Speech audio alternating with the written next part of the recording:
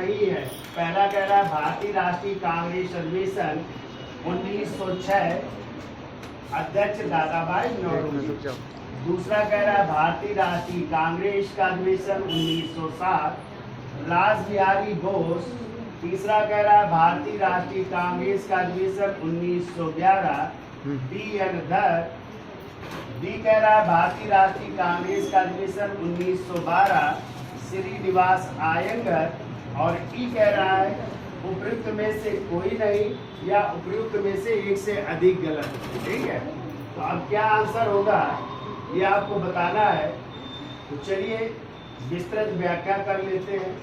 तो देखिए, भारतीय राष्ट्रीय कांग्रेस का अधिवेशन 1906 और ये अधिवेशन हुआ था कलकत्ता में हुआ था, और इसी के अध्यक्ष थे दादा भाई नौरोजी, जिसमें पहली बार उन्होंने स्वराज की मांग की। यानी पहला क्या है, सही है। दूसरा कह रहा है भारतीय राष्ट्रीय कांग्रेस का अधिवेशन 1907 और ये सूरत में हुआ था अधिवेशन। कहाँ पे? सूरत में। और इसके अध्यक्ष बने थे रास बिहारी घोष, नहीं बने थे बल्कि रास बिहारी घोष बने थे। कौन बने थे?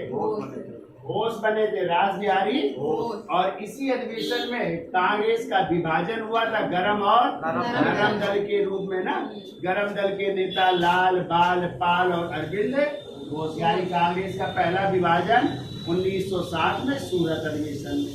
अध्यक्ष आपको पता है रास बिहारी घोष थे। किसको हरा करके जीते थे? लाला लाजपत राय को हरा करके जीते थे। ठीक है, तो दूसरा क्या हो गया?